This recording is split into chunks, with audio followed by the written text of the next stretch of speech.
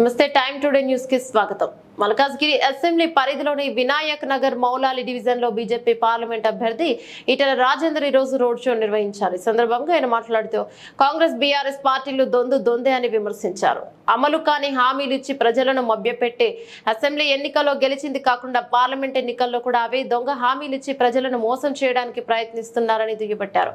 వచ్చే ఎన్నికల్లో BJP party coat వేసి దేశాన్ని అభివృద్ధి పదంలో నడిపించాలని సందర్భంగా ప్రజలకు విజ్ఞప్తి చేశారు. కార్యక్రమంలో వినాయక నగర్ మౌలాలి బీజేపీ కార్పొరేటర్లు రాజలక్ష్మి, సునీత యాదవ్, బీజేపీ నాయకులు, కార్యకర్తలు పాల్గొన్నారు.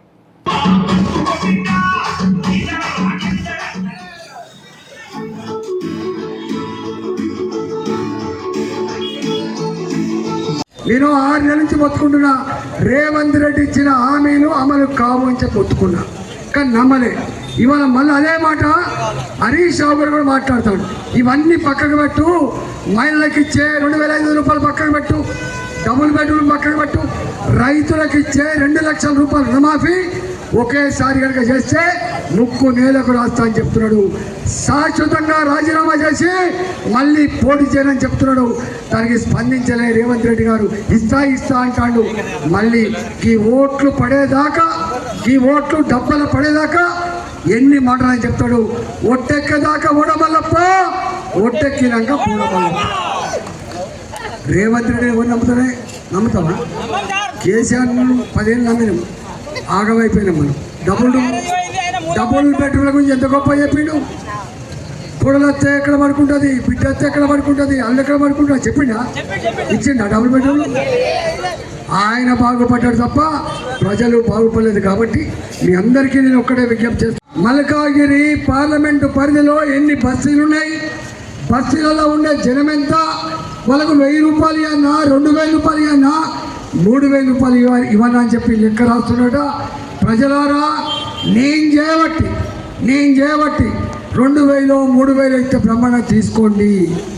అవి కుక్కడకు వచ్చిన పైసలే తప్ప మన కడుపు కొట్టి నోరు కొట్టి భూముల పైరలు చేసి వచ్చిన పైసలే తప్ప వాళ్ళ సొంత పైసలు కాదు. కాబట్టి ఇస్తే బాజాప్తా తీసుకోవాలి.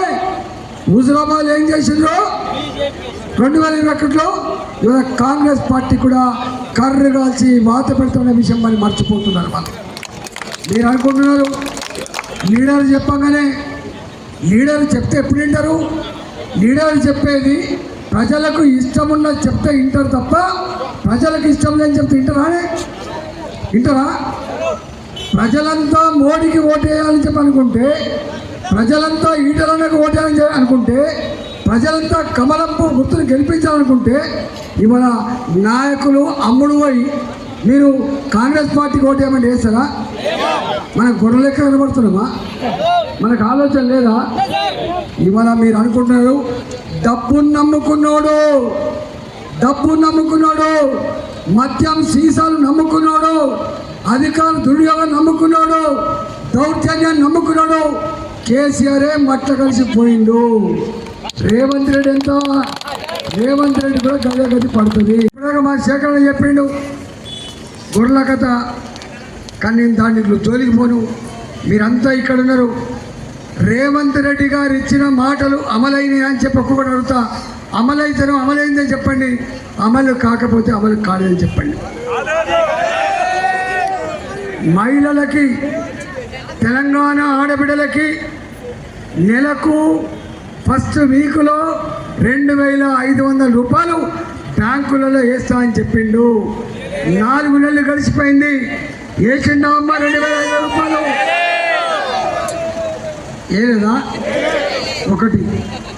రెండవది, పెన్షన్లు ఆపిండ్రు 5 ఏళ్ళుగా.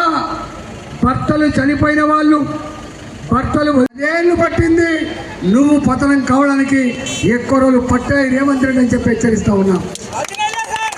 మొన్నటి వరకు కేసీఆర్ కూడా ఇచ్చే అనుకున్నాడు, నాకు ఎదురు లేదు, నాకు నా డబ్బుకు నా కార్యకర్తల బలానికి ఎదురు అనుకున్నాడు. కానీ దెబ్బ కొడితే దిమ్మ తిరిగిపోయి లేస్తలేదు. ఇక పార్టీ లేస్తలేదు. ఇవాళ మొన్నదాకా కాంగ్రెస్ పార్టీ కూడా చచ్చిపోయిన పార్టీ అనుకున్నాం.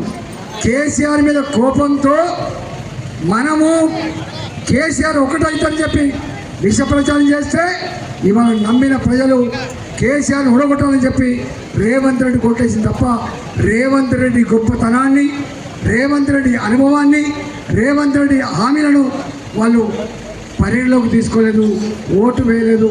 కానీ అడుగుతున్నా, ఇంకొక 2 నెలల తర్వాత రేవంత్ రెడ్డి ఇచ్చిన హామీలు అమలు చేయకపోతే ఇప్పటికీ ఒక పాట వచ్చింది.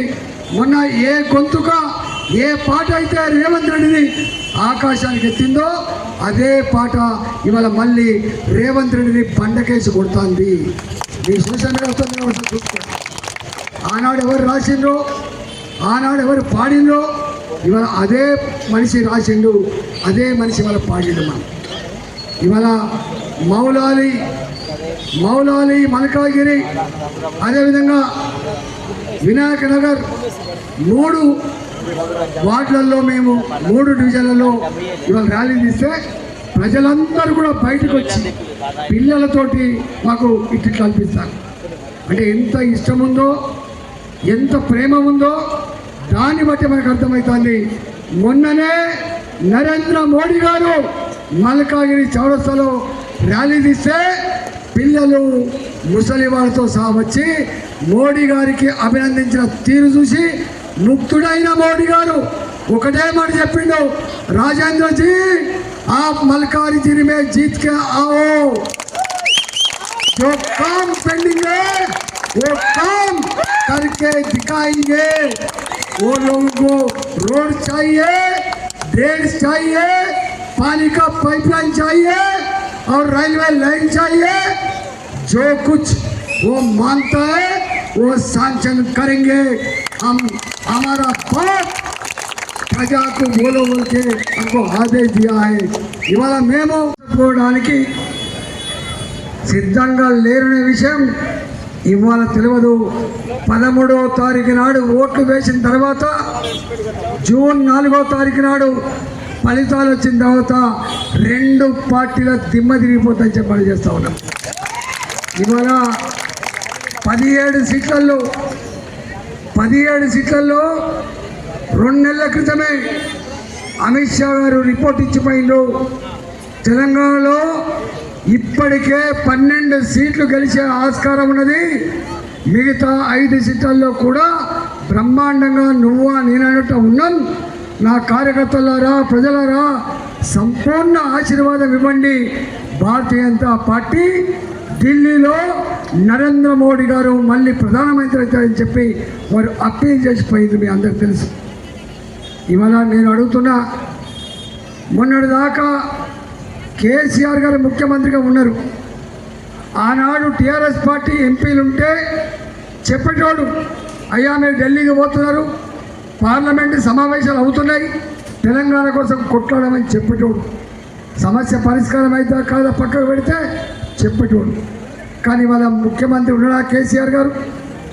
ఇక్కడ ముఖ్యమంత్రి లేడు కాబట్టి, తన ప్రభుత్వం లేదు కాబట్టి ఇవాళ వాళ్ళ పార్టీకి ఓటేస్తే ఢిల్లీకి పోయి సమస్యల గురించి ప్రస్తావించే ఆస్కారం లేదు కాబట్టి ఈసారి బీఆర్ఎస్ పార్టీకి ఓటేస్తే దాని వాల్యూ 0 కాబట్టి ఈసారి ఓటు వేయద్దని చెప్పాలని చేస్తాం.